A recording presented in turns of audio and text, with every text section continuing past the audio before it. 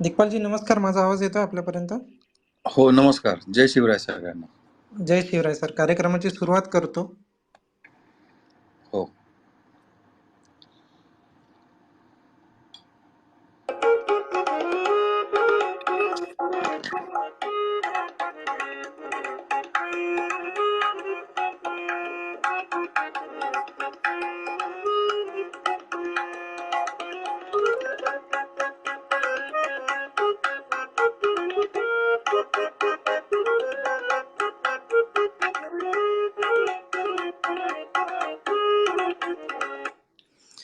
दिग्पालजी नमस्कार. रावसाहेब स्पेसेस गणेशोत्सव विशेष मालिकेमध्ये आपलं मनपूर्वक स्वागत आहे संपूर्ण टीम तर्फे.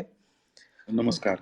ट्विटरवरती गणेशोत्सवामध्ये आपल्या सर्व श्रोत्यांना, सर्व फॉलोअर्सना 10 दिवस 10 नामांकित वक्त्यांचा संवाद घडून यावा या उद्देशाने आम्ही हा कार्यक्रम सुरू केला. कार्यक्रमाच्या सुरुवातीला कुणालजी टिळक, कौशल इनामदार, कौस्तुभ कस्तुरे, अविनाश धर्माधिकारी, शेफाली वैद्य या पूर्वीच्या वक्त्यांनी आपल्या आधी आम्हा सगळ्यांना संबोधन केलंय त्यांच्या त्यांच्या एक्सपर्ट विषयांमध्ये आणि या कार्यक्रमाला चांगला प्रतिसाद लाभला. आणि पियुष दादांच्या मदतीनं जेव्हा आम्ही तुमचं नाव जाहीर केलं की आपण दिग्पालजींसोबत संवाद साधू शकतोय, तर अत्यंत मनपूर्वक खूप खूप खूप साऱ्या प्रतिक्रिया येत आहेत DM मध्ये. तर सगळ्यात पहिले तुमचं मनपूर्वक स्वागत. अवघ्या महाराष्ट्राचं आराध्य दैवत म्हणजे छत्रपती शिवाजी महाराज. महाराज होते म्हणून आज आपण आहोत. या माय मराठीचा झेंडा आटकेपार नेणाऱ्या या राजाचा प्रताप इतका मोठा आहे की आपलं आयुष्य वेचलं तरी त्याची पूर्तता होणार नाही. पण आयुष्य वेचायचं म्हणजे नेमकं काय करायचं हे ज्यांनी आपल्या कामातून शिवराज अष्टकासाठी आपलं उमेदीचं आयुष्य शिवरायांच्या चरणी वाहिलंय, असे दिग्पालजी आज आपल्यामध्ये आपल्यासोबत आहेत. दिग्पालजींची फॉर्मल ओळख करून देण्याची गरज आपल्यापैकी कोणालाही नाही.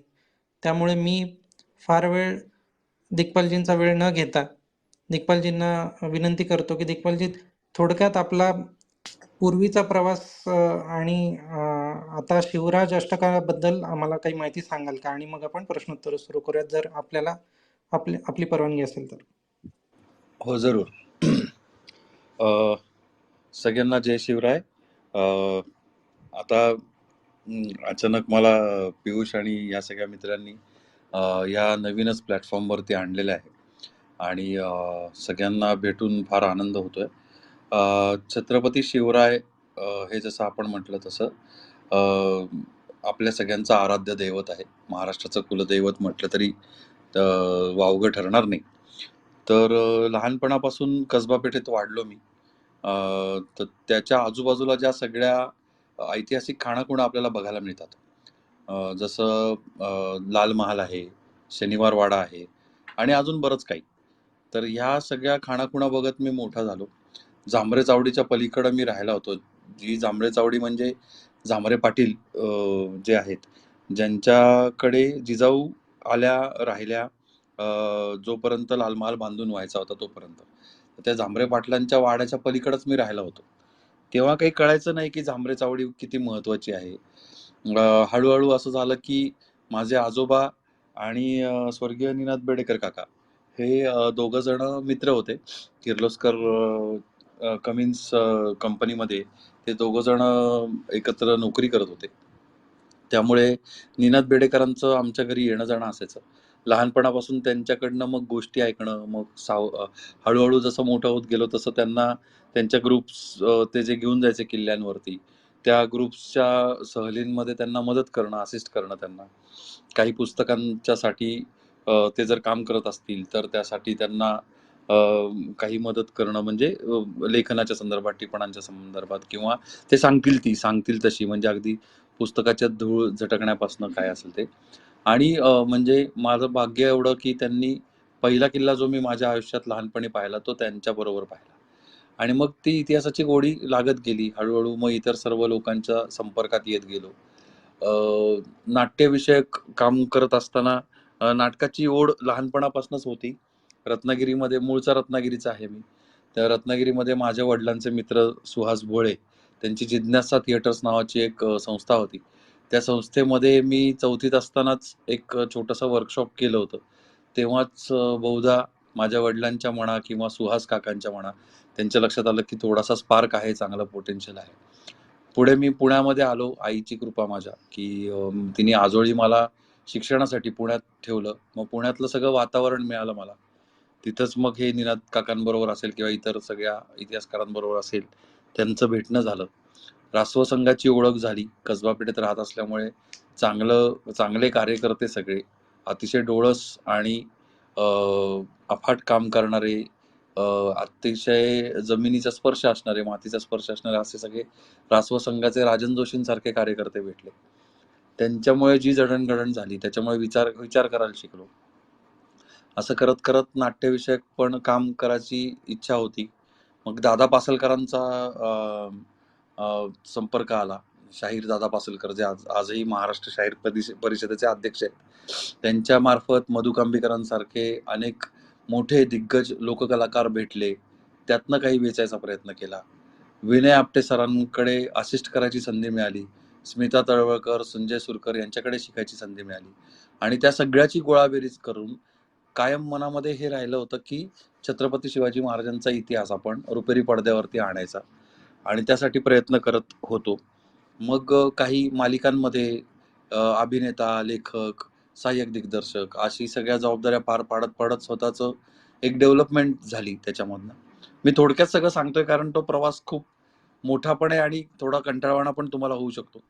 तर त्यामुळे हे सांगतो अशा पद्धतीने. आणि मग हळूहळू त्यामध्ये गती मिळाली. गंध फुलांचा गेला सांगून नावाची मालिका लिहित असताना संगीत कुलकर्णी नावाचे दिग्दर्शक आहेत मोठे, त्यांची ओळख झाली माझी. आणि संगीत कुलकर्णींनी तू माझं सांगती ही मालिका मला लिहायला दिली. त्या मालिकेच्या दरम्यान जी काही डेव्हलपमेंट झाली लेखनामध्ये किंवा ती फारच अप्रतिम होती.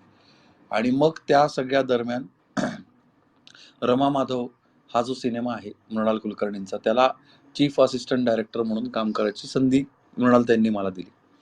तिथे मला सिनेमाच्या मेकिंग बद्दल बऱ्याचशा गोष्टी जास्त डीपली कळल्या. सगळ्यात महत्वाचं एक गोष्ट मी केली होती त्या काळात, की मी तोपर्यंत सिनेमा मेकिंग बऱ्यापैकी शिकलो होतो, पण सिनेमा हा थिएटरमध्ये कसा लागतो आणि प्रेक्षकांपर्यंत कसा पोहोचतो हे खूप कमी जणांना माहिती असतं. आणि ते खूप मोठं गणित आहे खरं तर, आणि ते एक वेगळंच विश्व आहे. त्यामुळं मी म्हणाल त्यांना अशी विनंती केली होती की मला एक वेळ तुम्ही मानधन कमी द्या, पण मला डिस्ट्रीब्युशन कसं होतं, वितरण कसं होतं सिनेमाचं, थिएटरमध्ये कसा सिनेमा लागतो आणि प्रेक्षकांपर्यंत तो कसा पोहोचतो, ही सगळी प्रक्रिया जी आहे ती शिकायची आहे. त्याची परवानगी मला तुम्ही निर्मात्यांकडनं करून घ्या. निर्माते गुजराती होते. त्यांनी कौतुक त्यांचं हे की गुजराती असून मराठी सिनेमामध्ये त्यांनी पैसे लावले होते. त्यांनी सुरुवातीला अ, अ, आधी नकार दिला, पण मग मृणालताई स्वतः तिथे असल्यामुळे मृणालताईंच्या आग्रहास्तव त्यांनी या सगळ्याला त्यांनी परवानगी दिली. मी ते सगळं शिकलो आणि त्याचाच एक पुढचा चांगला भाग म्हणजे हे सगळं आपल्या सिनेमांमध्ये मला वापरता आलं, जे ज्ञान मिळालं ते. आणि मग पुढे फर्जंद नावाची जी पटकथा आहे सिनेमाची, ती मी लिहिली. ती रायगडावर बसून लिहिली. अनेक वर्ष निनाद काकांच्या हाताखाली जो रिसर्च करत होतो त्याचा उपयोग करून मी ते लिहायचा प्रयत्न केला. अक्षरशः प्रसादासारखी फर्जंदची स्क्रिप्ट माझ्या हातात पडली. आणि त्यानंतर मात्र तुम्ही सगळेच जण या सगळ्याचे साक्षीदार, माझे सपोर्टर, समर्थक सगळे तुम्हीच आहात. तर अशा पद्धतीने तो एक शिवराज अष्टकाचा प्रवास झालेला आहे. हे सगळं करत असताना मनामध्ये मात्र एक पक्क ठेवलं होतं की छत्रपती शिवाजी महाराजांचा इतिहास जो आहे तो एका वेगळ्या पद्धतीने सगळ्यांपर्यंत पोहोचवायचा. म्हणजे ज्याला आपण म्हणतो की गड, किल्ले, तलवार, युद्ध, रक्तपात या सगळ्याच्या पलीकडे छत्रपती शिवाजी महाराज नावाचा एक विचार आहे. हे सगळं एका विचारापोटी केलं गेलं आहे. हे प्रत्येक सिनेमातनं सांगायचा प्रयत्न मी माझ्या परीने करत असतो. तो बऱ्यापैकी पोचतोय असं आता आपल्याला दिसून येईल. कारण लहान लहान मुलं सुद्धा या सगळ्या गोष्टी पाहता आहेत.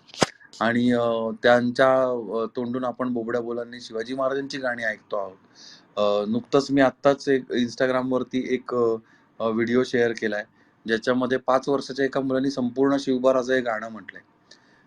ही जी आपल्या मुळाशी जोडण्याची प्रक्रिया आहे, ती या चित्रपटांच्या मार्फत होतीये श्री शिवराज अष्टकाच्या. याचा मला फार आनंद वाटतोय की जे कष्ट करतोय ते कुठेतरी पोचतायत. त्याचं प्रमाण कमी जास्त असेल, पण प्रामाणिक प्रयत्न आहे. आणि हे 8 चित्रपट आता त्यातले 5 पूर्ण झालेत तुमच्या सगळ्यांच्या मदतीने. तर ते आता पुढे नेण्याचा प्रयत्न मी करीन. मला वाटतं एवढं एक काय म्हणू त्याला, एक परिचय म्हणू किंवा मी काय करायचा प्रयत्न केला, हे अगदी थोडक्यात सांगायचा प्रयत्न केला. मला सगळ्यांशी जास्त संवाद करायला आवडेल. त्यांच्याकडनं जाणून घ्यायला आवडेल, की मी जे प्रयत्न करतोय ते खरंच त्यांच्यापर्यंत पोहोचतायत का? किंवा त्याबद्दल काय शंका आहेत का? तर मग म्हणजे माझ्या परीने मी त्याची उत्तरं द्यायचा प्रयत्न करीन आणि सगळेजण मिळून हा शिवरायांचा जागर पुढे चालू ठेवू. नक्कीच दिग्पालजी, तुम्ही आता 5 वर्षाच्या मुलाचा उल्लेख केला आणि याच अनुषंगाने आमचे मित्र आहेत प्रसाद जोशी, त्यांनाही तुम्हाला याच बाबतीत काही बोलायचं आहे. प्रसाद जोशी बोला. नमस्कार दिग्पालजी. नमस्कार. तुम्ही आत्ता जो मुद्दा मांडलात ना नेक्स्ट जनरेशनचा, तर त्याच्याबद्दलच मला ऍक्च्युली प्रश्न नाहीये, मला एक कमेंट द्यायची होती की आम्ही जसं तुम्ही म्हणलात तसं निनाद बेडेकर, बाबासाहेब पुरंदरे पुण्याच्या मध्यवर्ती भागात राहतो, त्यामुळे त्यांच्याकडनं ऐकत गेलो, बघत गेलो, जवळ होतो म्हणून. आता नवीन लोकांना ते युट्यूबवरनं पण अवेलेबल आहेत. पण माझा जो मुलगा आहे आता, तो 8 वर्षाचा आहे. पण जेव्हापासून तुमचे पिक्चर आलेले आहेत आणि तो जे बघतो, तर त्याचं फक्त मला तुम्हाला एक उदाहरण द्यायचं होतं की त्याच्या 4थ्या वर्षाच्या वाढदिवसाला आम्ही जी थीम ठेवली होती ती सुपर हिरोजची होती. म्हणजे त्याच्यात सगळेजण जसं जमेल तसं आयर्न मॅन, काय ते थॉर बीर असे होऊन आले होते, टी शर्ट बिशर्ट घालून आले होते मोठी माणसं. बरोबर, बरोबर. पण त्याच्या पुढच्या वर्षी त्याचा हट्ट असा होता की माझी थीम असेल तर ती शिवाजी महाराजांचीच असेल. आणि ती इतकी बाकीच्यांनी पण सहज ऍक्सेप्ट केली की तो स्वतः एक मावळा झाला होता, त्याचे मित्र मावळे होऊन आले होते, मग त्याच्या मैत्रिणी कोणी झाशीची राणी बनून आलंय, कोणी असं बनून आलंय. तर ते इतकं आमच्या सगळ्यांसाठी इतकं छान होतं. आणि आधी जे त्याचे मॉडेल काय ते थॉर आणि ते आयर्न मॅन वगैरे असायचे, त्याला आता ते नवीन बाजीप्रभू किंवा तुमचे पण स्वतःचे जे आयकॉन्स आहेत जे आता मिळतात, तर हा चेंज इतका इतका म्हणजे पालक म्हणून आम्हाला म्हणजे इतका मी सांगू नाही शकत हे शब्द, इतका छान वाटतो आम्हाला की दिग्पाल लांजेकर असतील किंवा तुमची अख्खी टीम असेल, त्याच्यामुळे हा बदल नेक्स्ट जनरेशन मध्ये होतोय. आणि फक्त माझाच मुलगा नाही, त्याच्या वर्गातल्या लोकांना जेव्हा मी सांगितलं की अरे तुला माहितीये का आमच्या स्पेसवरती दिग्पालजी येणार आहेत, तेव्हा त्या सगळ्यांना इतकं भारी वाटलं. तर मला फक्त ही कमेंट तुम्हाला द्यायची होती की next generation is looking up to you आणि you are doing a fantastic job. हे आजतक तर आम्ही सगळे फर्स्ट डे फर्स्ट शो बघतोच, पण तुमच्याकडे ते आयडॉल म्हणून बघतायत, हेच मला फक्त तुम्हाला सांगायचं होतं. धन्यवाद. मला बरं वाटलं, कारण हाच हेतू आहे खरं तर या सगळ्या चित्रपट बनवण्याच्या उद्योगाचा, की ह्याच्यामध्ये आम्ही कमर्शियली न बघता जेवढं म्हणून या मुलांपर्यंत पोहोचवता येईल हे सगळं. कारण आपले जे हिरोज आहेत ते सुपर हिरोजपेक्षा कमी नाही आहेत. त्यांनी केलेली कामं अचाट आहेत. 300 बांदलांना घेऊन बाजीप्रभू घोडखिंडीत उभे होते तेव्हा त्यांनी 10,000 शत्रूचा सामना जवळजवळ 12 तास केलाय. तर हा सुपर हिरोपेक्षा छोटा पराक्रम नाहीये. हे दाखवण्याचा प्रयत्न आम्ही करतोय आणि सुदैवाने तो पोचतोय, ही महाराजांची कृपा म्हटली पाहिजे. नक्कीच आपण पुढच्या प्रश्नाकडे वळूयात. मराठी डंका म्हणून आमचे कोस्ट आहेत, मराठी डंका बोला. दिग्पालजी नमस्कार. नमस्कार.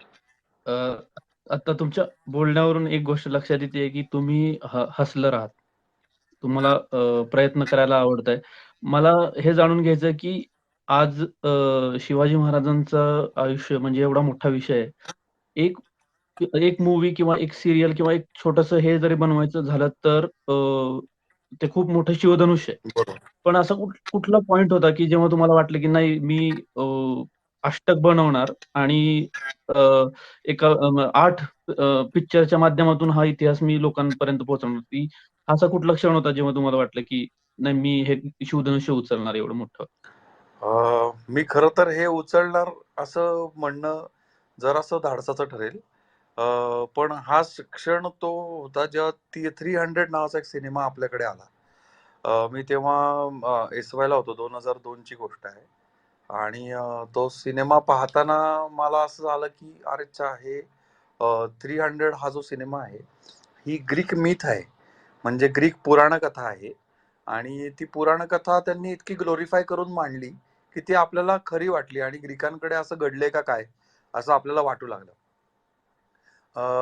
आणि तो बघताना मी प्रचंड अस्वस्थ झालो. म्हणजे मी तो भव्य दिव्य चित्रपट, त्याच्यातले व्हीएफएक्स, त्याच्यातली युद्ध, हे सगळ्यांनी एकाच वेळी मी मेस्मराईज पण झालो आणि एकाच वेळी मी प्रचंड अस्वस्थ पण झालो. मला त्रास झाला चित्रपट बघताना, की अरेच्चा, ही तर बाजीप्रभूंची गोष्ट आहे. असं मला सतत आतनं जाणवत होतं. आणि हे कोण दाखवणार मग आपल्याकडे? माझ्याबरोबर काही माझे मित्र होते, त्यांच्याशी मी बोललो तेव्हा त्यांनी स्वाभाविकपणे, एक त्या वयात पण असतो आपण आणि त्यामुळे त्यांनी गमतीने मला वेड्यात पण काढलं, की "मग तू कर." असं ते म्हटले. मग मग तिथे ती एक ठिणगी पडली असं म्हणू शकतो. मनात होतंच पहिल्यापासनं. पण ते या क्षेत्रात मी येईन का, नाही का, हे सगळं माहीत नव्हतं. कारण पियुषजींना माहिती आहे, मी कसबा पेठेत अत्यंत सामान्य घरातनं मी येतो. तर त्या सगळ्या ह्याच्यात ही स्वप्न बघणं अवघड होतं, अशक्य होतं. तर त्या काळामध्ये फक्त कोंडाजी फर्जंदांची गोष्ट सांगायची, हे एक माझ्या मनात होतं. मी निनाद काकांना सतत ते म्हणत असे. ते मला काय म्हणायचे, की मराठीतला ट्रॉय झाला पाहिजे बघ. आता मी त्यावेळी एकांकिका करणारा मुलगा, मला माहितीच नव्हतं की मी सिने क्षेत्रात येईन का नाही, मला एवढे पैसे कोण देणार. पण मग त्या क्षणापासून मात्र मी सिरियसली प्रयत्न करायला सुरुवात केली, की मला कुठे ना कधीतरी जाऊन हा सिनेमा बनवायचा आहे. कसा बनवायचा, काय बनवायचा आहे मला कळत नाही. पण बनवायचं आहे हे नक्की. असं झालं ते. नक्कीच. पुढचा प्रश्न घेण्या अगोदर मी सगळ्या रसिकांना सांगू इच्छितो, की वर एक ट्विट पिन केलंय, ज्यामध्ये येणाऱ्या कलाकृतीबद्दल दिग्पालजींचंच ट्विट आहे. तर ते तुम्ही पाहावं. आणि मी आता देवाशिषकडे वळतो. देवाशिष, तुझा प्रश्न विचार प्लीज. नमस्कार दिग्पालजी, माझा आवाज येतोय? नमस्कार, बोला. मी एक इतिहास अभ्यासक असल्यामुळे मला एक प्रश्न तुम्हाला विचारायचा होता, की इतिहासावरती आपण जेव्हा चित्रपट बनवतो तेव्हा आपल्याला गॅप्स फिल करायला लागतात आणि त्याच्यासाठी मग सिनेमॅटिक लिबर्टी आपण बरोबर. वापरतो.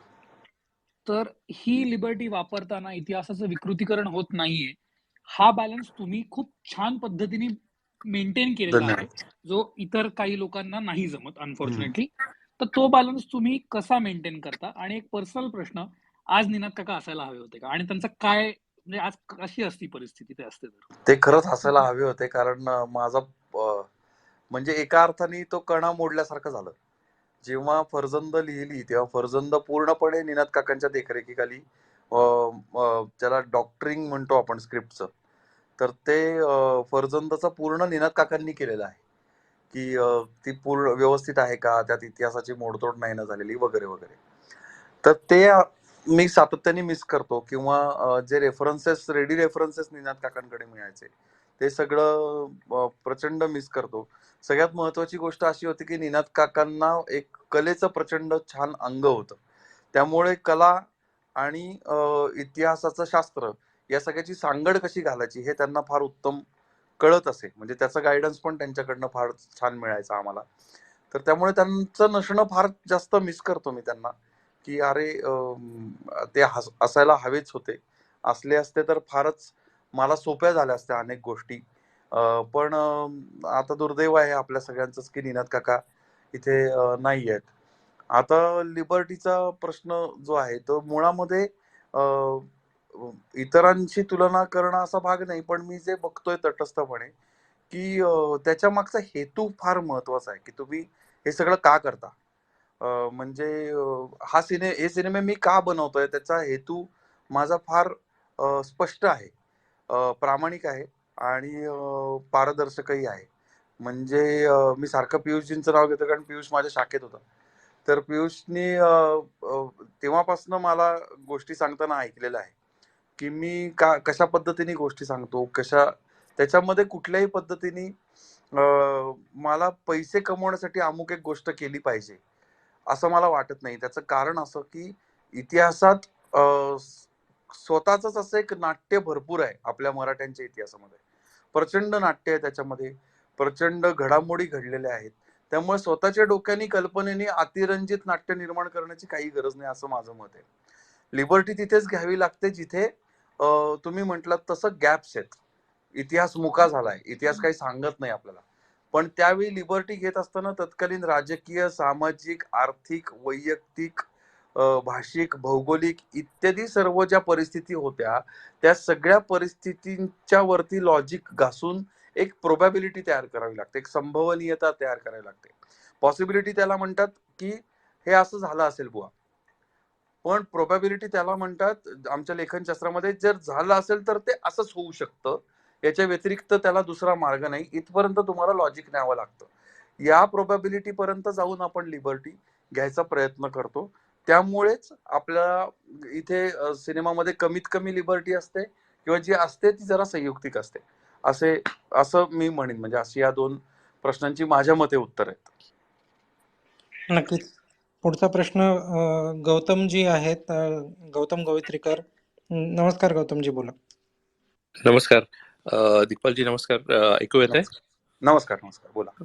तर मला तुम्हाला असा प्रश्न विचारायचा आहे की कमर्शियल सिनेमा आणि हिस्टॉरिकल सिनेमा ह्याच्यातला मेजर फरक असा आहे की जे कॅरेक्टर्स आहेत त्यातले, ते प्रत्येक कॉमन मॅनला त्या कॅरेक्टरची एक पर्टिक्युलर परसेप्शन असते. तर आणि ती नीट निभावणं हे फार गरजेचं होतं, गोष्ट नीट सांगायला. तर ऍक्टर्सच्या सिलेक्शन बद्दल कसं अनुभव होते, काही तुम्ही सांगू शकाल का? सुदैवाने काय हे ऍक्टर्स जोडले गेले हळूहळू हळूहळू प्रत्येक सिनेमाच्या गणित किंवा सिनेमाच्या प्रोसेसमध्ये. आणि हे ऍक्टर्स, काही जणांना मी स्वतः विचारलं जाऊन, की जसं चिन्मय मांडलेकरची भूमिका, छत्रपतींची भूमिका चिन्मय मांडलेकर करतात, तर त्यांची निवड करत असताना थेवनॉट असेल, एस्किलिऑट असेल, जॉर्ज ऑक्झेंडन असेल, किंवा परकलदास असतील, विमलदास असतील, या तत्कालीन लोकांनी जी वर्णनं करून ठेवली महाराजांची, ती बऱ्यापैकी चिन्मयच्या शरीरयष्टीशी, चेहरेपट्टीशी जुळतात. म्हणून आपण त्याला विचारलं. सगळ्यात महत्वाचं म्हणजे तो पुढचा भाग म्हणजे तो उत्तम अभिनेता सुद्धा आहे. याच पद्धतीने सगळ्या ऍक्टर्सची निवड झाली. सगळ्यात महत्वाचा मुद्दा हा ठेवला गेला आमच्या टीम मध्ये, की जे ऍक्टर्स याच्यामध्ये आता काम करतायत, या सगळ्यांना शिवाजी महाराजांच्या इतिहासाबद्दल आणि शिवाजी महाराजांबद्दल ही आत्यंतिक श्रद्धा असलीच पाहिजे. कुठल्याही प्रकारे फक्त प्रोजेक्ट म्हणून मला हा सिनेमा करायचा आहे म्हणून, मी मोठा सिनेमा आहे मला प्रोजेक्ट करायचा आहे म्हणून, तर अशा लोकांना आपण प्राधान्य नाही देत. शक्यतो ही टीम टिकली आहे त्याच्याच जोरावरती, की एक चमू म्हणून, एक संघ म्हणून, किंवा एक टीम म्हणून ही टीम आता काम करू शकते. याचं कारण ही एक महत्वाची भावना त्याच्या केंद्रस्थानी आहे. आणि मग त्याच्यानंतर मग पुढचं कोण कसं दिसतं, कशा पद्धतीने ते दिसू शकतील, त्याच्या लुक टेस्ट होतात, त्याच्या ऑडिशन्स होतात. आता म्हणजे असं पण नाही की आता पहिल्या 4 सिनेमांमध्ये काम केलंय, मग आता पुढच्या 5व्या सिनेमात पण तू ये बाबा. तर ती पर्टिक्युलर जर भूमिका मी त्याच्यासाठी ठरवली असेल, तर त्याच्या सुद्धा मी परत एकदा लुक टेस्ट आणि ऑडिशन घेतो, आणि ते योग्य वाटलं तर आपण पुढे जातो. खूप सुंदर, खूप सुंदर उत्तर. पुढचा प्रश्न आहे प्रोफेसर. नमस्कार प्रोफेसर, बोला. नमस्कार दिग्पाल सर, खूप मोठा फॅन आहे तुमचा आणि एक चित्रपट प्रेमी आणि नंतर इतिहास प्रेमी असा असल्यामुळे मी सरळ चित्रपटाच्या याच्यावरच येतो. म्हणजे आजच्या घडीला महाराष्ट्र नव्हे, भारत नव्हे, तर पूर्ण जगात जर कोणी शिवाजी महाराजांना मोठ्या पडद्यावर दाखवू शकताय तर ते फक्त दिग्पाल लांजेकरच, म्हणजे दुसरं कोणीच नाही. ज्या प्रकारे तुम्ही दाखवलेलं आहे आतापर्यंत ते खरंच म्हणजे वाकण्याजोग आहे. तर मला तुम्हाला एक तुमच्या चित्रपटाची जमेची बाजू सांगायची, जी आता हळूहळू म्हणजे ग्रॅज्युअली इम्प्रूव्ह होत आहे, ते म्हणजे तुमचा बॅकग्राऊंड स्कोअर.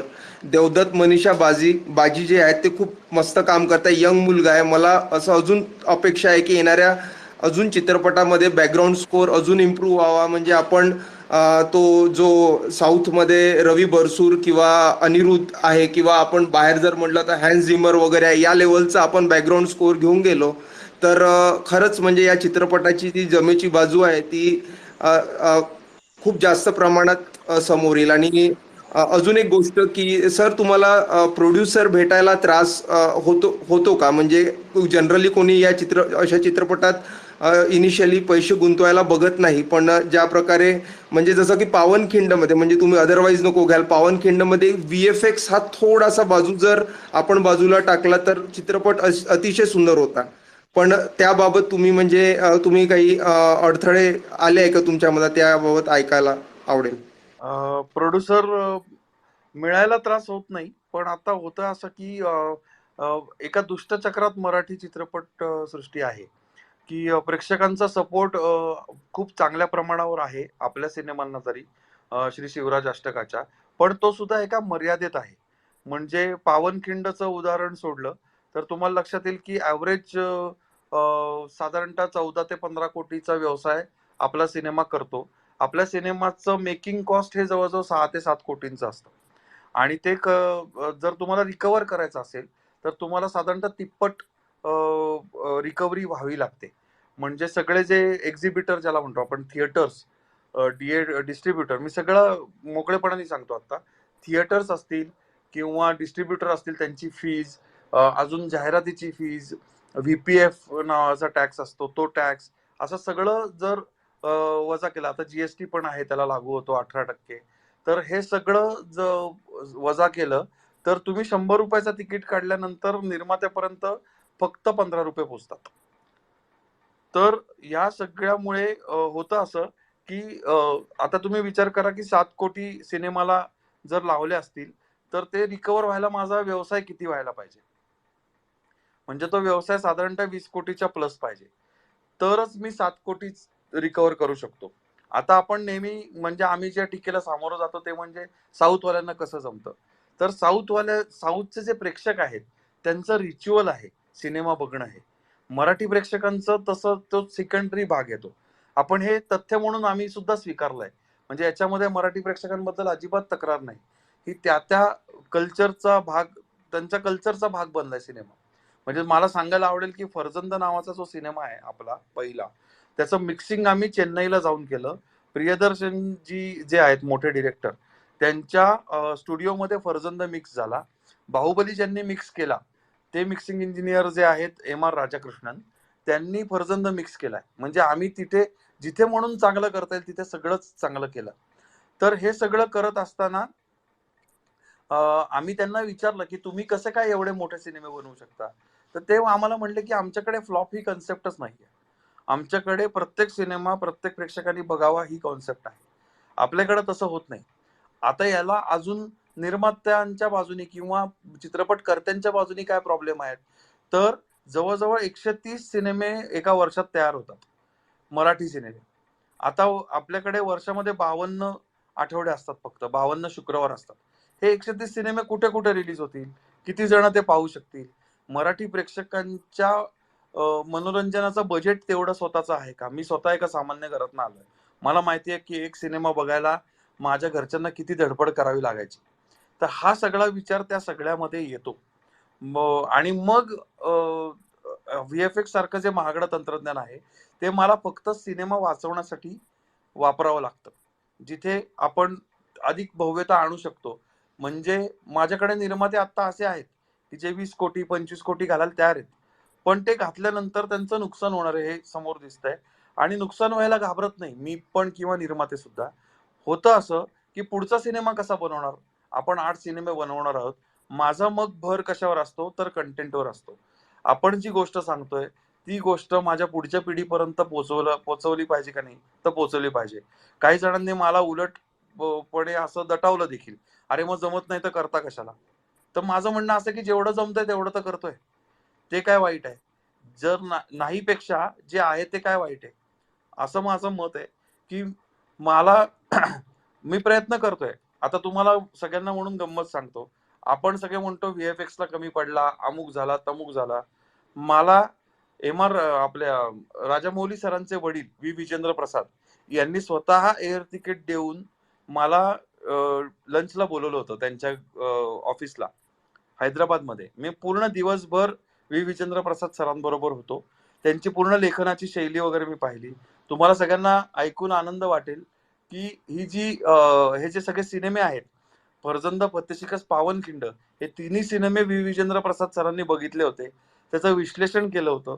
दिवसभर मला त्यांनी ते ऐकवलं. ते मला हे म्हटले की सगळ्यात महत्वाचं काम तू काय करतो आहेस, तर तू पुढच्या पिढीपर्यंत देशभक्तीची भावना नेतो आहेस, जे तुझ्या सिनेमातनं पूर्णपणे पोचतंय. आणि व्हीएफएक्स किंवा या तंत्रज्ञानाचा वापर तू जास्त करत नाहीयेस, हे सगळ्यात चांगली गोष्ट आहे, कारण त्याच्यामुळे कंटेंट वरती लोकांचं लक्ष अधिक राहतं. मी ही पावती समजतो. मी ते इम्प्रूव्ह करायचा प्रयत्न करतोय. म्हणजे तुम्ही जर सुभेदार बघितला असेल तर सुभेदार मध्ये तुम्हाला इम्प्रूव्ह झालेलं दिसेल व्हीएफएक्स. तर ते असं नाहीये की मी त्यांनी म्हटलं म्हणून सोडून देऊया VFX किंवा अन्य तंत्रज्ञान. मला असं वाटतं की ते इम्प्रूव्ह करायचा प्रयत्न मी याच्यातनंच करत राहीन. अधिकाधिक चांगलं सर्वोत्कृष्टतेकडं शिवाजी महाराजांचं असल्यामुळे नेण्याची जबाबदारी माझी आहे. ती मी नक्की पार पाडायचा प्रयत्न करेन. नक्कीच. पुढच्या प्रश्ना अगोदर माझा एक प्रश्न आहे दिग्पाल सर. आतापर्यंतचा दैदिप्यमान इतिहासाचा प्रवास तुम्ही ज्या सुंदरतेने दाखवला आहे, याच अनुषंगाने तुम्ही तुमच्या येणाऱ्या प्रोजेक्ट बद्दल याच अनुषंगाने तुम्ही येणाऱ्या प्रोजेक्ट बद्दल सांगाल का? शिवरायांचा छावा याबद्दल काय सांगाल? छत्रपती शिवाजी महाराजांच्या या इतिहासाप्रमाणेच छत्रपती शंभूराजांचा जो इतिहास आहे तो बऱ्यापैकी आपल्याला माहित नाही. म्हणजे आपण बऱ्याचदा त्यांच्या बलिदानाभोवती जातो किंवा बलिदानाबद्दल आदर व्यक्त करतो आणि थांबतो. तसं नाहीये. छत्रपती संभाजी महाराज हा एक अविजित योद्धा होता आणि त्यांनी खूप मोठा पराक्रम गाजवलेला आहे. 9 वर्षाची त्यांची कारकीर्द होती इनमीन, पण तेवढ्यात त्यांनी सळो की पळो करून सोडलेलं आहे सर्व पातशाहींना. सर्व पातशहांना एकत्र अंगावर घेणारा तो एवढा मोठा हिंदू राजा होता. तर हे सांगण्याचा प्रयत्न या सिनेमातनं मी करतोय. सध्या तरी मला त्याची कथा म्हणा किंवा त्याचं कास्टिंग म्हणा हे सांगायची परवानगी निर्मात्यांकडनं नाहीये. पण मी हे नक्की सांगेन की छत्रपती संभाजी महाराजांचा एक अद्वितीय पराक्रम या चित्रपटातून आपल्याला भेटीला येणार आहे. धन्यवाद. मी परत श्रोत्यांना आठवण करून देतो की पहिलं ट्विट पिन केलंय या स्पेसला. येणाऱ्या चित्रपटाची माहिती तुम्हाला तिथून दिसेल. तर सर्वांनी बघा. आणि सिकिंग सर, तुमचा प्रश्न विचारा पुढे. नमस्कार सिकिंग सर. नमस्कार दिग्पालजी. प्रश्नाच्या आधी थोडं तुमचं कौतुक. मी USA मध्ये असतो आणि आमचं मंडळ अगदी छोटं असलं तरी तुमच्या मूवीचा कमीत कमी एक तरी शो व्हावा असा प्रयत्न असतो. आणि तुम्हाला म्हणजे ऐकून खरंच आनंद वाटेल की इथली पोरं 5 ते 10-12 वर्षापर्यंतची अगदी चिल्लीपल्ली आम्ही अख्खी मूवीला खेळून ठेवलेली आहेत तुम्ही, असं बघितलेलं आहे. आणि जे बघून आम्हालाही खूप खूप छान वाटतं, कारण अदरवाईज त्यांना एवढा इझिली शिवाजी महाराजांचा इतिहास ऍक्सेसेबल नाहीये. तर धन्यवाद तुम्ही जे काम करत आहात त्याच्यासाठी. आणि माझा प्रश्न असा आहे की इथे हॉलिवूडमध्ये म्हणा किंवा कुठे असे 4 ते 6 सीझनचं कमिटमेंट झालेली असते सगळ्या ऍक्टर्स कडून वगैरे, किंवा मग असं त्यांचे प्लॅन ठरलेले असतात. आता मे बी इकडे चिन्मय मांडलेकर आपण कन्सिस्टंटली बघतोच, पण असे काही कलाकार असतात का की ज्यांच्याकडून तुम्ही अशी मोठी कमिटमेंट घेतलेली आहे पूर्ण शिवाष्टकासाठी, आणि जर कोणी अवेलेबल होऊ शकला नाही तर तुम्हाला म्हणजे त्याचं म्हणजे किती म्हणजे पूर्ण प्रोजेक्टमध्ये किती गडबड होते किंवा तुम्ही कसं ते बॅलन्स करता, मॅनेज करता? हा माझा पहिला प्रश्न होता. आणि दुसरा प्रश्न म्हणजे तुमचा हेतू अतिशय स्वच्छ निर्मळ आहे, पण तरी पण जेव्हा काहीतरी कॉन्ट्रोवर्सी होते, नाव बदला वगैरे वगैरे, तेव्हा तुम्ही त्याकडे कसं बघता आणि तुम्हाला त्याचा किती त्रास होतो? मला पहिला प्रश्न परत एकदा रिपीट कराल प्लीज? ते इकडे मोठ्या मोठे म्हणजे आता फॉर एक्झाम्पल मार्वल झालं, ते game of throne, big bang theory, असे म्हणजे खूप जे मोठे मोठे सीझन्स असतात बऱ्याच वर्षांचे, त्याच्यासाठी कलाकारांकडून multi year multi season contract केलं जातं. तर तसं तुम्ही करण्याचा तुमचा प्रयत्न असतो का? आणि जर कोणाची कमिटमेंट नाही मिळाली 1-2 मूवी नंतर, तर मग तुम्ही ते कसं बॅलन्स करण्याचा प्रयत्न करता? म्हणजे for example Bahirji Naik character ते थोडंसं बदललं तर तुम्ही ते कसं करता, किंवा त्याचा किती त्रास होतो तुम्हाला असं मॅनेज करताना? मॅनेज करताना खूप त्रास होतोच, पण सुदैवाने आता म्हणजे माझ्यावर जो काही एक हे होतं की ह्याच ग्रुपमध्ये काम करतो, तर ह्या लोकांनी ना एक अनसेड कमिटमेंट मला दिलेली आहे. की म्हणजे मी कुठल्याही प्रकारचं कॉन्ट्रॅक्ट नाही केलं, कारण आपण नाही करू शकत असं कॉन्ट्रॅक्ट कोणाशी मराठी इंडस्ट्रीमध्ये, कारण आपण तितके पैसे बेअर नाही करू शकत, त्यांना द्यावे लागणारे. तर पण या सगळ्या लोकांनी एक अनसेड कमिटमेंट दिली आहे, जे ती पाळतायत गेले 5-6 वर्ष, आणि प्रायोरिटी देतात शिवराज अष्टकाच्या कुठल्याही गोष्टीला. हेच या मातीचं वैशिष्ट्य म्हणू, की या मातीतला कलाकार म्हणून, मराठी कलाकार म्हणून ते ज्या पद्धतीने या सगळ्याकडे पाहतायत आणि त्याला प्रायोरिटी देतात, ते खरंच प्रशंसनीय आहे. म्हणजे केवळ माझं कौतुक नाहीये त्याच्यामध्ये, त्याच्यामध्ये सगळ्या या लोकांचं कौतुक आहे. सगळ्या कलाकारांचं, तंत्रज्ञांचं, जे ठामपणे गेले 6-7 वर्ष माझ्या बरोबर उभे आहेत. आणि हे सगळं करताहेत. काही कॅरेक्टर्स आम्हाला बदलावी लागली. त्याचं कारण परत तेच मी मागे जाऊन म्हणेन, की जिथे काम हे सगळं आम्ही एक मिशन म्हणून बघतोय आणि आता त्याच्यामधला करिअरचा भाग बऱ्यापैकी मागे पडलाय. पण मिशन म्हणून हे खूप महत्वाचं आहे. तर ज्या लोकांना हे मिशन वाटत नाही किंवा प्रोजेक्ट वाटतं किंवा ते त्यापुरतं त्याच्याकडे बघतात, असे काही मंडळी आमच्यामधनं गळून गेले आणि त्याला रिप्लेसमेंट पण उभ्या राहिल्या. तर हे मोठं काम आहे. छत्रपती शिवाजी महाराजांसाठी चालू असलेलं काम आहे. शो मस्ट गो ऑन असं बालगंधर्वांपासून सगळ्यांनी सांगितलेलं आहे. त्यामुळे असे कलाकार बदलले, तर त्याला चांगल्या रिप्लेसमेंट आत्ता आपल्याकडे मिळू शकतात. अशा पद्धतीने ते कारण काम महत्वाचं आहे. ते काम पुढं नेलं पाहिजे असं मला वाटतं. आणि त्याच्यानंतर राहता राहिला दुसरा प्रश्न तुमचा ट्रोलिंगच्या बद्दल होता, बरोबर? हा म्हणजे ते जंग जोहरचं नाव बदला वगैरे ते तसं तर सगळं ते झालं. सगळं मग आता त्याचं त्याच्यात खूप टेक्निकल गोष्टी आहेत. पावनखिंड हे नाव जे आधी होतं, आम्ही सुरुवात पावनखिंड नावानेच केली होती. तर पावनखिंड अवेलेबल नाही म्हणून जंग जोहर हे नाव आम्ही ठेवलं होतं. ते अवेलेबल नाही असं आम्हाला सांगण्यात आलं होतं आधी. पण नंतर आमच्या निर्मात्यांना शोध लागला की ते नाव अवेलेबल आहे महामंडळामध्ये. अखिल भारतीय मराठी चित्रपट महामंडळ नावाची जी आपली मातृसंस्था आहे मराठी चित्रपटांची, त्यांच्याकडे ते अवेलेबल होतं नाव. ते त्यांनी सर्व कायदेशीर गोष्टी करून घेतलं. आणि तर त्याच्यामध्ये काही जणांचा गैरसमज असा झाला की मी त्या नावाच्या बाबतीत आमच्या टीमनी काहीतरी केलं म्हणून. तर तसं काही तथ्य नाही. आणि मग अशा पद्धतीच्या ट्रोलिंगला काही लक्ष न देणं हाच एक सगळ्यात महत्वाचा भाग असतो. धन्यवाद. शुभमजी पुढचा प्रश्न धन्यवाद. विचारा. सर्वप्रथम नमस्कार दादा, मी शुभम पाठक. माझा अगदी साधासा प्रश्न असा होता की आपल्या प्रत्येक मूवीमध्ये जी कलाकारांकडून भाषा वापरली जाते ती अतिशय ऐकायला कानाला खूप गोड वाटतं. ते सुटपुटीत संवाद असतात आणि ते मूवी बाय मूवी अतिशय सुधारत जाते आणि ते खूप आवडते आमच्यासारख्या श्रोत्यांना ऐकायला. तर त्या संवादामागचं, त्या एकूण लहेजा मागचं रहस्य काय सांगाल? दोन गोष्टी आहेत त्याच्यामध्ये. एक तर माझ्यावरती स्वर्गीय गोनी दांडेकर म्हणजे आप्पा यांच्या लेखनाचा फार मोठा प्रभाव आहे. त्यांनी कादंबरीमय शिवकाल नावाचा एक कादंबऱ्यांचा खंड लिहिलेला आहे. 5 कादंबऱ्यांचा खंड आहे. तर तुम्हाला तो ऐकता येईल, तुम्हाला तो वाचता येईल. मृण्मयी प्रकाशनचं ते पुस्तक आहे. तुम्हाला त्याच्यामध्ये महाराष्ट्राच्या सर्व भागातल्या भाषा या गोनीदांनी वापरल्यात. हा एक भाग झाला. दुसरा, मी मावळामध्ये बराच फिरलो आहे. म्हणजे ट्रेकिंगच्या निमित्ताने असेल किंवा इतर कामांसाठी असेल.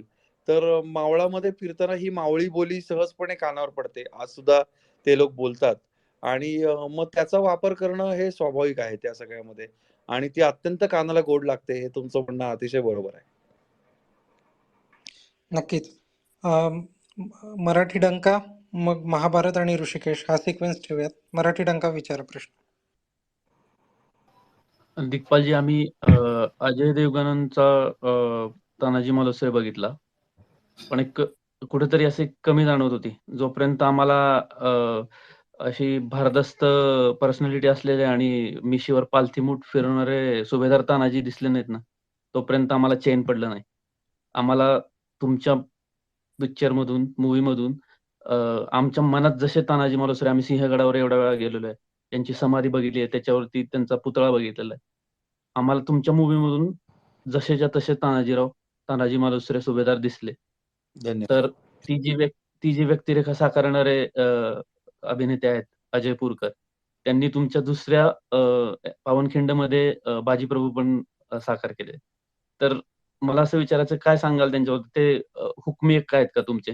कारण खूपच आम्हाला त्यांचं काम आवडतं आणि दोन्ही तुमच्या पिक्चरमध्ये त्यांचं काम प्रचंड भारी झालेलं आहे. यालाच जोडून एक अजून जोड प्रश्न आहे दिग्पालजी.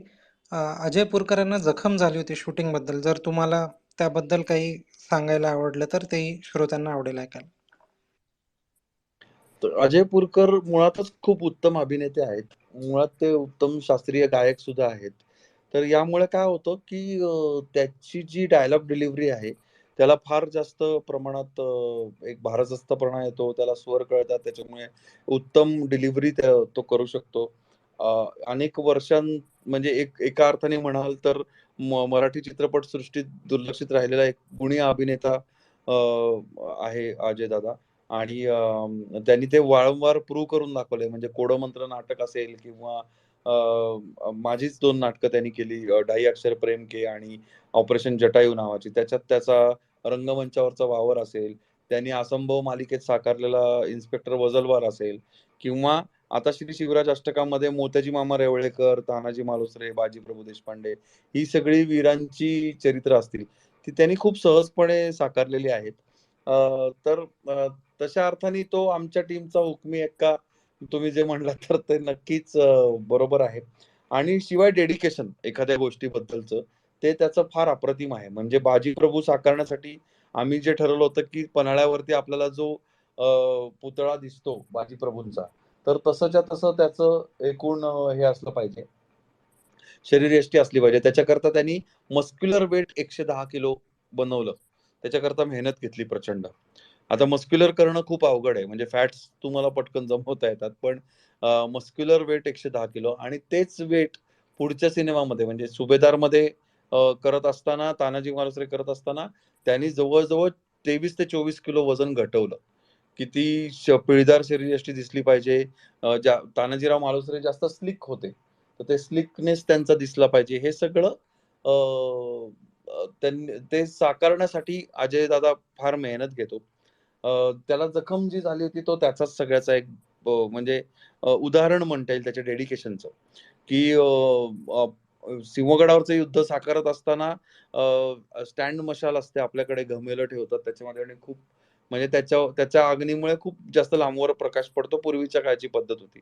तर त्याला खालती आकडे असतात.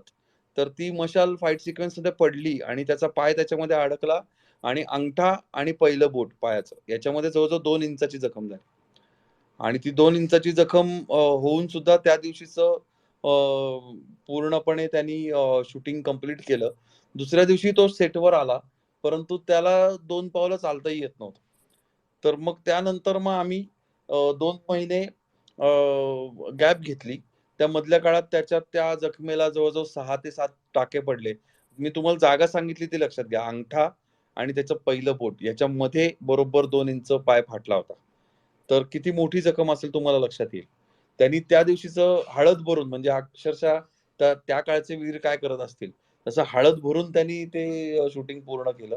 आणि मग पुढे 2 महिन्यांनी पूर्ण बरं झाल्यानंतर तो क्लायमॅक्स जो आपण बघितला, बऱ्याच जणांनी त्या क्लायमॅक्सचं कौतुक केलं फाईट सिक्वेन्सचं, तो आम्ही पुन्हा तितक्याच ताकदीने साकारला. नक्कीच. ऋषिकेश आहेत. ऋषिकेश आमचे सगळे बॅनर बनवतात. खूप छान सपोर्ट करतात आम्हाला. ऋषिकेश बोला. दिग्पालजी, माझा एक प्रश्न होता. ऍक्च्युली 2 प्रश्न होते. मी जेव्हा फार्मसी कॉलेजला होतो भोरला, अनंतराव थोपटे कॉलेज, त्यावेळी एक चित्रपटाचं शूटिंग होतं. त्यावेळेस आम्ही तो सेट बघितला होता. पण मला नंतर आठवतंय की आता असं कळतंय की शेर शिवराज या चित्रपटाचं शूटिंग तिथं झालं होतं का? आणि जर झालं असेल तर त्याबद्दलच्या काही आठवणी असतील तर तुम्ही नक्की सांगू शकता. शेर शिवराजचंच तिथे केलं. तुमच्या मैदानावरती अफजल खानाच्या छावणीचा set yes sir, yes, yes. लागला होता. अफजल खानाच्या छावणीचा सेट होता तो. आणि मला गंमतशीर आठवण आठवते, की तो मुकेश ऋषींच्या शूटिंगचा दुसरा दिवस होता. त्याच्या आदल्या दिवशी मुकेश सरांनी आमच्याबरोबर बोरच्या वाड्यात शूटिंग केलं. तो अत्यंत छोट्या एका रूम मधला सेट होता. तर त्यांना असं वाटलं, की एक खूप छोटी फिल्म आहे आणि मराठी सिनेमा आहे. तर त्यामुळे त्यांचा अप्रोच थोडासा साशंक होता माझ्याबद्दलचा, की मुकेश ऋषी म्हणजे आता आपण असं म्हणू शकतो, की अमरीश पुरींच्या नंतर संपूर्ण भारतात खलनायक साकारणारा इतका मोठा कलाकार नाही.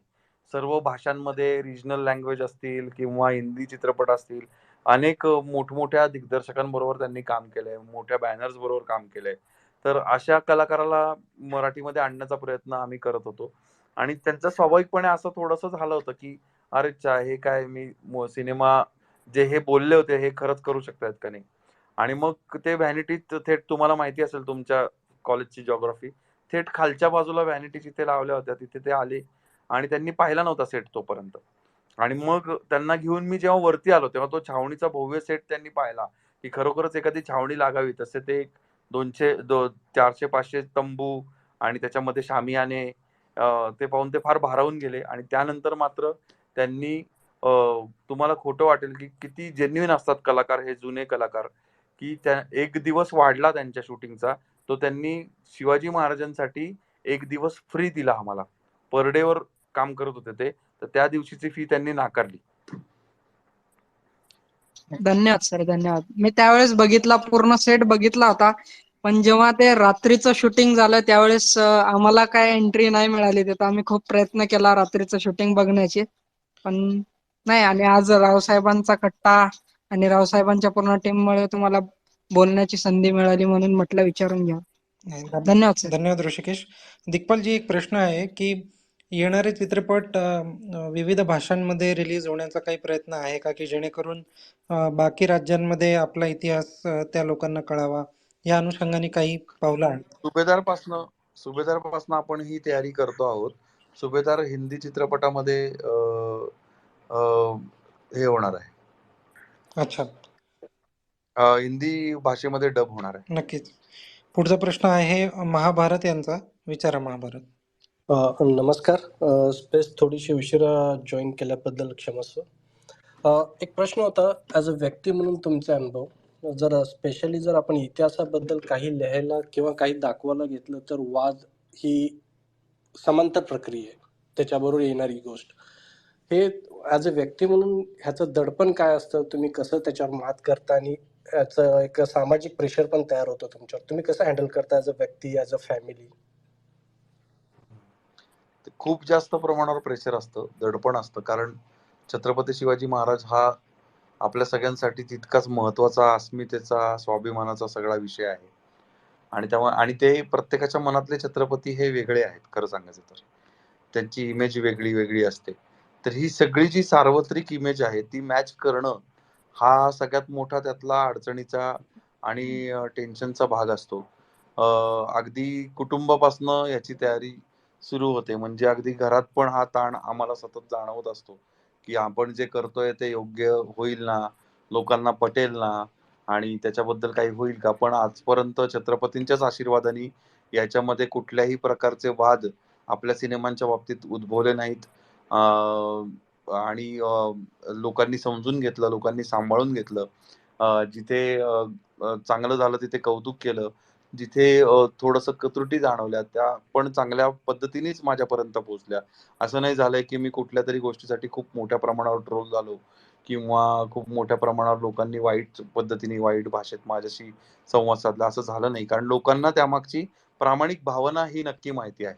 त्यामुळे माझ्या चुका पण लोकांनी, चुका म्हणजे ज्या त्रुटी राहिल्या असतील थोड्याफार, त्या योग्य प्रकारे पोटात घेतलेल्या आहेत. नक्कीच. पुढच्या प्रश्नाकडे जाण्या अगोदर एक अनाउन्समेंट आहे. रावसाहेब या कार्यक्रमात उद्या आपण गणेशोत्सवाची सांगता करत आहोत. विसर्जनाच्या दिवशी आपल्याशी संवाद साधायला रश्मी सामंत येत आहेत. रश्मी सामंत यांना आपण जर खरंच म्हणायचं झालं तर हिंदुत्वाची अशी वाघीण, जिने ऑक्सफर्डमध्ये तिला तिच्या धर्मामुळे तिचं पद आणि स्टुडंट युनियनचं प्रेसिडेंट पद हे गमवावं लागलं, आणि तिला ज्या पद्धतीने तिथे लढा द्यावा लागला, हा सगळा लढा रश्मीजींनी एका पुस्तकामध्ये लिहिलेला आहे.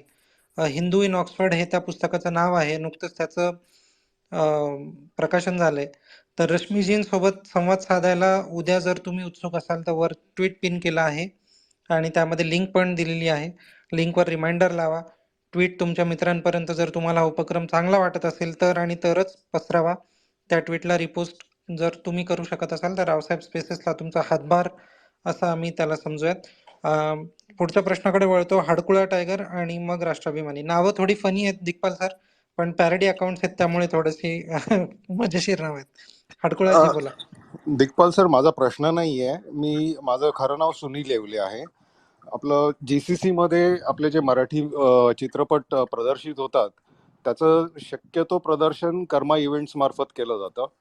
आम्ही सैराट पासून, आणि मी त्या कर्मा इव्हेंट्सशी थोडं असोसिएटेड आहे. तर सैराटच्या अभूतपूर्व यशानंतर मराठी चित्रपटांनी जर अभूतपूर्व यश बघितलं असेल तर ते पावनखिंड आणि सुभेदारमुळे बघितलंय. त्याबद्दल तुमचे मनपूर्वक अभिनंदन. धन्यवाद. नक्कीच. राष्ट्राभिमानी संदीप दादा. सर बोलताना थोडं भारावून जाईल, त्याच्यामुळे थोडा मला वेळ द्यावा लागेल तुम्हाला. भारावून जाईल कारण हा विषय जो आहे तो माझ्या एकदम हृदयाच्या जवळ आहे, छत्रपती शिवाजी महाराज. तर दिग्पाल सरांना मला एक सांगायचंय सर, तुमचे मानावे तेवढे आभार कमी आहेत. खूप छान काम करताय, असंच करत राहा. आणि तुमचे जेवढे चित्रपट येतील या जे रत्न आहेत ते याच्यामध्ये सगळे आम्ही पाहू डेफिनेटली. फक्त एकच एकच तुम्हाला म्हणजे माझ्याकडून एकच विनंती अशी आहे की मराठी चित्रपट आपले जे असतात ना त्याची प्रमोशन्स होत नाहीत हवे तेवढी. तर त्याच्यावरती तुम्ही काय म्हणजे करणार आहात की आपले सगळे चित्रपट असे प्रमोशन्स होतील व्यवस्थित आणि थिएटर्स वगैरे सगळे अवेलेबल होतील आपल्याला. आणि दुसरी गोष्ट म्हणजे मला इथे पियुष दादाला एक सांगायचंय, Raosaheb I am really sorry, Piyush दादा, जर आपण सरकारकडे आपल्या गव्हर्नमेंट मार्फत जर पोहोचवलं काही, की जसं दिग्पाल सर म्हणाले की त्यांना टॅक्सेशन वगैरे भरपूर असतात, तर टॅक्स फ्री वगैरे काही करता येतील ही पूर्ण मालिका, किंवा तत्सम पुढे येणाऱ्या चित्रपटांना काही अनुदान वगैरे काही मिळू शकेल असं, तर आपण ते पण करू शकतो का? प्रमोशनचं म्हणाल तर सुभेदारचं प्रमोशन आतापर्यंतचं सगळ्यात आदर्श प्रमोशन मानलं जात आहे. तुम्ही जर पाहिलं तर सुभेदारची, ज्याला आम्ही आमच्या भाषेत विजिबिलिटी म्हणतो, ती विजिबिलिटी पूर्णपणे मिळाली होती. म्हणजे तुम्हाला गल्लोगल्ली किंवा रस्त्या रस्त्यावरती सुभेदारचे बॅनर्स असतील, होर्डिंग्स असतील, त्याच्याशिवाय सोशल मीडिया असेल, टेलिव्हिजन असेल, थिएटर्स असतील, म्हणजे ज्याला आपण प्रोमोज किंवा ट्रेलर्स इतर सिनेमांबरोबर आपण जे पाहतो, या सगळ्या ठिकाणी आम्ही योग्य रीतीने पोहोचलो होतो असं ट्रेड मधले एक्सपर्ट्स मानतायत आणि म्हणतायत. कारण जवळजवळ 2.5 कोटी रुपये आपण P&A ज्याला म्हणतो आपण, पब्लिसिटी, मार्केटिंग अँड रिलीज, याच्यासाठी वापरली होती. तर मला असं वाटतं की ते प्रयत्न आमच्याकडनं जास्त होत आहेत. आता थिएटरचं म्हणाल तर एक तर जो नियम केला आहे की मल्टी स्क्रीन थिएटर्सला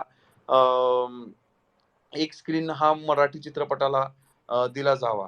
तर मी मगाशी म्हटलं तसं ते एक दुष्टचक्र आहे की जर एका आठवड्याला 6 मराठी चित्रपट येत असतील तर त्यांना शोज किती मिळतील. आणि मग त्याच्या पुढे जाऊन पुढचा मुद्दा असा येतो की जर थिएटर्स वाढवायची असतील किंवा स्क्रीन्स वाढवायचे असतील, शोज वाढवायचे असतील, हे संपूर्णपणे प्रेक्षकांच्या हातात आहे. म्हणजे याचं सगळ्यात मोठं उदाहरण पावनखिंड आहे. पावनखिंडला प्रेक्षकांनी या लेव्हलला उचलून धरलं की हिंदी चित्रपट उभे नाही राहिले. म्हणजे अगदी संजय लीला भन्साळींचा गंगूबाई आला होता त्यांच्यासमोर, तर तोही आम्ही उडवून लावला. शेर शिवराज चित्रपटाने KGF ला चांगली धडक दिली. पण जेव्हा पावनखिंड सारखं रिस्पॉन्स मिळतो ना, तेव्हा एक्झिबिटर्स जे असतात, प्रदर्शनकर्ते जे असतात, म्हणजे थिएटर्स, हे सुद्धा ते नाकारू शकत नाहीत आणि त्यांना शोज द्यावे लागतात. तर सरकारपेक्षाही हे सर्वस्वी प्रेक्षकांच्या हातात जास्त आहे. नक्कीच. पुढचा प्रश्न आहे अभिजित देशपांडे. नमस्कार अभिजितजी, बोला. नमस्कार रावसाहेब, नमस्कार दिग्पाल.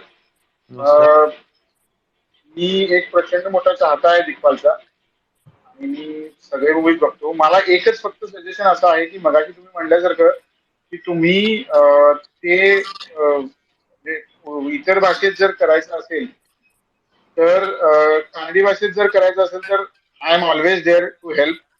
सो कारण मी उत्तम कानडी बोलू शकतो आणि मराठी बोलू शकतो. माझ्याकडे माझे मित्र जे कानडी आणि मराठी असे दोन्ही बोलू शकणारे किंवा ट्रान्सलेशन करू शकणारे खूप लोक आहेत माझ्याकडे. तर तसं काही जर विचार असेल तर मला जरूर सांगावा. जरूर. आमची तुम्ही यांच्या रावसाहेबांच्या थ्रू तुमचा नंबर आमच्या टीम पर्यंत पोहोचवा. टीम संपर्क देतो आणि नेक्स्ट मूवी ची खूप आतुरतेने वाट बघतोय. धन्यवाद. नक्कीच. शेवटचे काही प्रश्न घेतोय. 9:56 झालेत. दिग्पाल सर, एक 10 वाजून 5 मिनिटं, एक 5 मिनिटं एक्स्ट्रा मिळतील? काही 2 प्रश्न घेतो. हो. गिरीधर सुतार, तुम्ही आहात स्पीकर वरती. गिरीधरजी, विचारा तुमचा प्रश्न.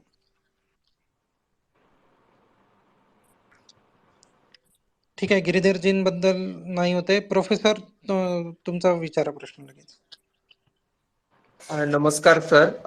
म्हणजे आता अष्टकाचा प्रवास आता कुठेतरी येऊन संपणार आहे. त्याच्यानंतर आपण संभाजी महाराजांकडे पण वळलेला आहे. तर तुमच्याकडनं सर अपेक्षा आहे की बाजीराव पेशवे आणि नानासाहेब यांच्यावर पण एक चित्रपट व्हावा. कारण की म्हणजे प्रथम बाजीराव यांच्यावर आजपर्यंत तरी म्हणजे मोठ्या स्क्रीनवर कधीच चांगलं काम बघायला भेटलेलं नाही. तर तुमच्यातच ती क्षमता आहे की तुम्ही त्या महानायकाला न्याय देऊ शकाल. धन्यवाद. मला प्रचंड आवडेल हे करायला. फक्त माझं मत असं आहे की मी तोपर्यंत थांबणार आहे जोपर्यंत हिंदी निर्माता कोणी मला मिळत नाही. कारण ज्या स्तरावरती बाजीरावांची बदनामी झाली त्या स्तरावरच त्यांचं पराक्रम गायला जावा अशी माझी इच्छा आहे.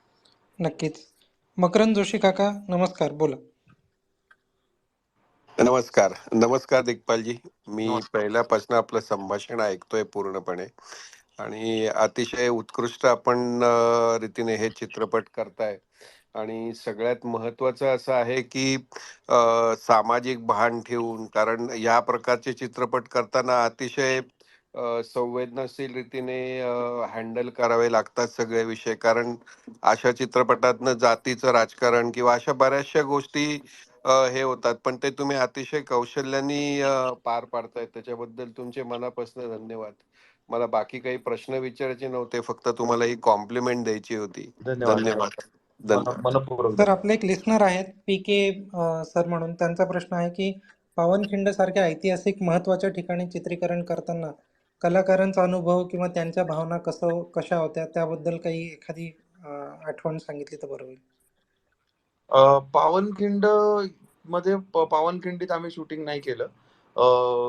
प्रत्यक्ष खूप तिथे शूटिंग करायची इच्छा होती, परंतु तो सगळा भाग जेव्हा पाहिला तेव्हा लक्षात आलं की तिथे शूटिंग करणं अतिशय अवघड आहे.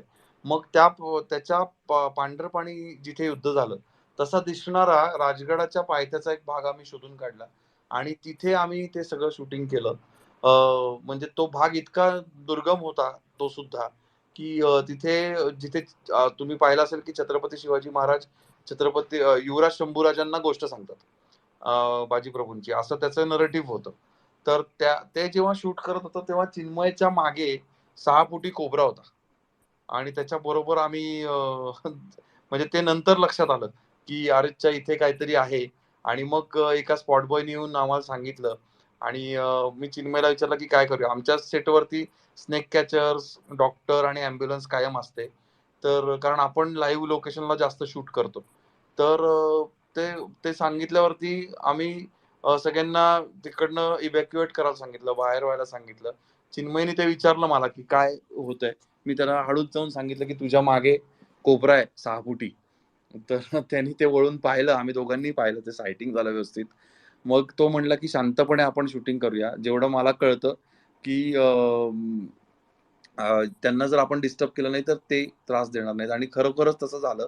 सगळ्या युनिटला इन्स्ट्रक्शन दिली गेली. फक्त जेवढे लोक तिथे अपेक्षित आहेत तेवढे लोक अत्यंत हलक्या पावलांनी तिथे वावरले आणि एक अख्खा दिवस आम्ही त्या प्राण्यांबरोबर शूट केलं तिथे. त्यांनाही काही त्रास दिला नाही आणि आम्हालाही काही धोका उत्पन्न झाला नाही त्याच्या सगळ्यातनं. हा एक भाग झाला. आणि महत्वाची गोष्ट सांगायची म्हणजे सुभेदार जर तुम्ही पाहिला असेल तर त्याच्यात कल्याण दरवाजावरती एक फाईट होताना आपल्याला दिसते. सूर्याजी मालुसऱ्यांचं युद्ध तिथे होताना दिसतं. तर ते प्रत्यक्ष अभिजित श्वेतचंद्रला घेऊन आम्ही तिथे प्रत्यक्ष सिंहगडावर कल्याण दरवाजामध्ये शूटिंग केलं.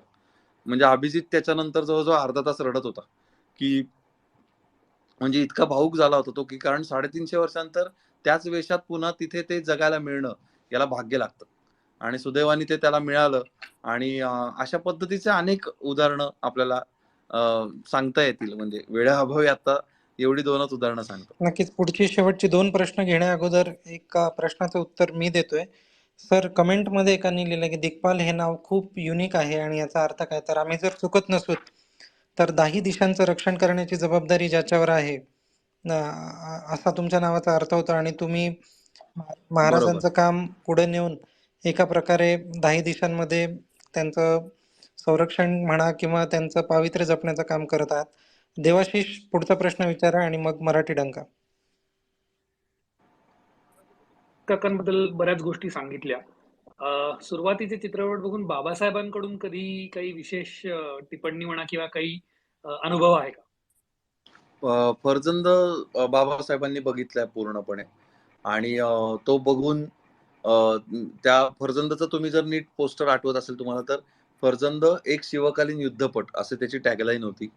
तर बाबासाहेबांनी ते पाहिलं आणि ते म्हणले की ही जी टॅगलाईन आहे ही सार्थ करणारा हा चित्रपट आहे. असं म्हणजे माझ्या आयुष्याचा सार्थक होता तो दिवस आणि ते वाक्य म्हणजे की बाबासाहेबांनी असं म्हटलं की एक शिवकालीन युद्धपट ही टॅगलाईन सार्थ करणारा हा चित्रपट आहे.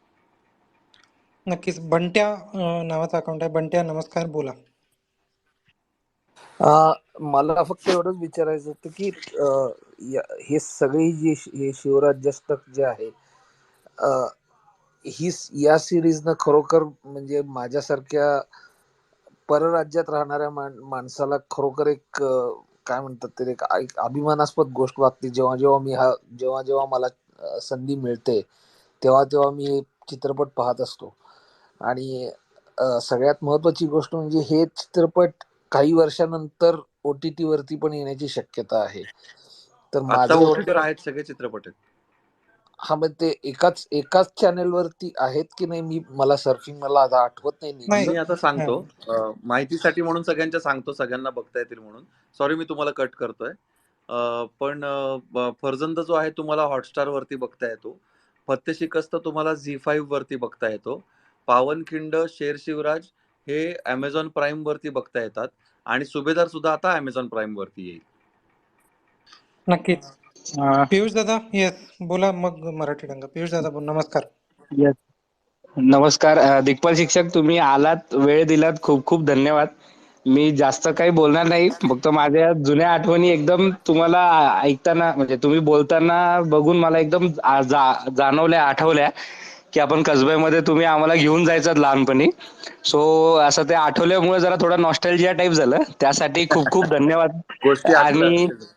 हो, खूप साऱ्या गोष्टी आठवल्यात तुमच्या, त्यामुळे शाखेवर सांगितलेल्या. हो, शाखेवर सांगितलेलं एक्झॅक्टली. म्हणून म्हटलं एक जस्ट फक्त ऍड करीन की दिग्पाल शिक्षक आणि अमेय शिरोळकर म्हणून आहेत. हे दोघं जण माझे पहिले शिक्षक होते शाखेतले, मी शिशु असताना. त्यामुळं माझं त्यांच्यावरती थोडं विशेष, दिग्पाल शिक्षकांवरती विशेष प्रेम आहे. फर्जंद पिक्चर रिलीज झाल्यानंतर मी त्यांना प्रश्न विचारला होता की मी तुम्हाला शिक्षक म्हणू की दिग्पालजी म्हणू की अजून काही. तर ते मला म्हणले होते जोपर्यंत मी आहे आणि तू समोर आहे तोपर्यंत मला शिक्षक म्हणलास तरी चालेल. बस फक्त एवढंच एक सांगायचं होतं. थँक्यू तुम्ही या स्पेसवर आल्याबद्दल. प्रसाद, पुढचा प्रश्न घ्या, कंटिन्यू. शेवटचा प्रश्न किंवा कमेंट आहे मराठी डंका. विचारा मराठी डंका. सर, अकेले खडे हो हट जाओ वरना केमा बना देंगे असं ते कॅरेक्टर म्हणतं बाजीप्रभूला आणि बाजीप्रभूंकडे असा कॅमेरा पॅन होतो आणि बाजीप्रभू म्हणतात चल. तर आम्ही तो डायलॉग आम्ही खुर्चीतून उठून म्हणतो बाजीप्रभूंबरोबर. तर त्या सीन बद्दल काही मजेशीर किंवा काही सांगण्यासारखं आहे का सर? कारण तो सीन असा मनात बसलेला आहे आणि तो आजपर्यंतच्या तुमच्या सगळ्या ह्याच्यामधला मला तर वाटतं सगळ्यात बेस्ट सीन झालेला आहे, कारण त्याने प्रेक्षकांना पण त्या सीन मध्ये समाविष्ट करून घेतलेलं आहे. मी स्क्रिप्ट मध्ये लिहितानाच ते माझ्या मनात आलं होतं की 300 माणसं जेव्हा 10,000 माणसांसमोर उभी राहणार आहेत आणि त्यांना माहिती की छत्रपती शिवाजी महाराजांना वाचवायचंय आपल्याला, काही केल्या या 10,000 लोकांना पुढे जाऊ द्यायचं नाहीये, त्यावेळी या 300 लोकांना माहितीये की काय होणार आहे आपलं, आपण जिवंत राहणार नाही आहोत, आपण मरणार आहोत, हे त्यांना पहिल्या दिवशी माहितीये, पहिल्या क्षणाला माहितीये. आणि त्यामुळं अशी जी मानसिकता करून जे माणसं उभी आहेत तिथे, तर ही मानसिकता करून उभी असलेली माणसं, ही 10,000 माणसं जेव्हा त्यांना घाबरवायला येतील तेव्हा घाबरतील का? तर नाही घाबरणार. कारण त्यांना माहिती मला परिणाम काय आहे माझा, परिणामाची पर्वा नाहीये मला. आणि त्यावेळी ही जी भावना आहे ही कुठलं तरी मोठं पल्लेदार वाक्य बोलून व्यक्त नसती झाली. आता पियुषने सांगितल्याप्रमाणे मी वाढलोच कसब्यात आहे. त्याच्यामुळे अशा काही प्रसंगांना आम्ही तोंड दिलेलं आहे. एवढ्या मोठ्या नाही पण बऱ्यापैकी. तर अशा वेळी चल एवढंच लहानपणापासून आम्ही शिकलेलो आहोत. तर ते आम्ही त्याच्यामध्ये वापरलं. कारण ती एक भावना जी आहे, ज्याला आजच्या जेन झीच्या शब्दामध्ये स्वॅग असं म्हणतात. तर तो जो स्वॅग आहे तो त्या मराठ्यांच्या मरणाच्या समोर दंड ठोकून उभा राहणाऱ्या मराठ्यांचा जो स्वॅग याची भावना आहे बलिदानाची, ती त्या एका शब्दात येऊ शकते, त्या त्या एका प्रकारच्या बेफिकिरीत येऊ शकते असं मला वाटलं, म्हणून मी तसं लिहिलं. नक्कीच दिग्पालजी. संघाच्या एका विद्यार्थ्याकडची विनंती म्हणा किंवा हक्कानी मागणी म्हणा, त्याला तुम्ही पियुष दादांच्या मागणीला मान देऊन आज आमच्यामध्ये आलात. तासभर अगदी मनमोकळेपणाने गप्पा केल्यात, सगळ्या प्रश्नांना मनमोकळी उत्तरे दिलीत. त्याबद्दल तुमचे खूप खूप आभार. पियुष दादांनी तुम्हाला आमचं हक्काचं मागणं पोहोचवलं, त्यासाठी पियुष दादांचे आभार नाही मानत, पण थँक्यू पियुष दादा. जाता जाता तुम्हाला कन्क्लुडिंग रिमार्क्स काही बोलायचे असतील तर, आणि या आत्तापर्यंतच्या मूव्हीजपैकी तुमचा स्वतःचा आवडता अष्टकांपैकी जे रिलीज झालेत त्यापैकी कोणता चित्रपट आहे, आणि तुमचे कन्क्लुडिंग रिमार्क्स आमच्यासाठी प्लीज. काही नाही, मला खूप छान वाटलं इथे येऊन, आणि खूप या सगळ्या माणसांना मला खरं तर प्रत्यक्षात भेटायला आवडेल. तर त्यामुळे त्या पद्धतीची काही योजना करायची असेल तर नक्की आपण करूया, आणि लवकरच भेटूया असं मी म्हणेन. या सगळ्या श्री शिवराज अष्टकातल्या ज्या 5 सिनेमे झाले, त्या 5 सिनेमांमधलं सगळ्यात आवडतं चित्रपुष्प माझं जर कुठलं असेल तर ते आहे फत्ते शिकस्त. फत्ते शिकस्त शाहिस्ता खानाच्या छाप्यावरती आधारित सिनेमा होता. महाराजांनी केलेला सर्जिकल स्ट्राईक अशा पॉइंट ऑफ व्ह्यूनी या गोष्टीकडे आम्ही पाहिलं होतं. आणि सगळ्यात आनंदाची गोष्ट तुम्हाला म्हणून सांगतो, मराठा लाईट इन्फंट्री ही जी सैन्याची आपली रेजिमेंट आहे, या रेजिमेंटच्या बेळगावच्या ट्रेनिंग सेंटरमध्ये हा चित्रपट हा आर्काइव्ह करण्यात आलेला आहे, आणि तो लवकरच कॅडेट्सच्या ट्रेनिंग मॅन्युअलमध्ये सामील होणार याची प्रक्रिया चालू झालेली आहे. त्यामुळे माझा सगळ्यात लाडका आवडता चित्रपट हा फत्ते शिकस्त आहे. सगळ्यांना या सगळ्या निमित्ताने गणेशोत्सवाच्या शुभेच्छा देतो. बाप्पा तुम्हा सगळ्यांवर कृपा करो, छत्रपती शिवाजी महाराजांची कृपादृष्टी तुमच्यावर राहो असं म्हणतो आणि थांबतो. नक्कीच. सगळ्यांना परत एकदा दिग्पाल सर तुमचे मनापासून आभार. सगळ्यांना इथे एक परत महत्त्वाची सूचना, उद्या खूप महत्त्वाची स्पेस आहे. तुम्ही रावसाहेब स्पेसेसला आजपर्यंत जे प्रेम दिलंय ते उद्याही कंटिन्यू ठेवा. रश्मी सामंत या हिंदू रणरागिणीचा लढा तुम्ही त्यांच्याच तोंडून ऐकणार आहात. लेखिका आहेत, 22व्या वर्षी ऑक्सफर्ड युनिव्हर्सिटीमध्ये ज्यांनी लढा दिलाय धर्मासाठी. तर ऐकायला नक्की या. ट्विटवर पिन केलंय, लिंक आहे. आवडेल तर मित्रांपर्यंत पोहोचवा, आणि ग्रुपमध्ये ॲड व्हायचं असेल तर ग्रुप हा शब्द कमेंटमध्ये लिहा. सगळ्यांचे परत मनापासून धन्यवाद. इथेच थांबूयात. जय श्रीराम. येस पियुष दादा, काय बोलायचं? नाही, सॉरी.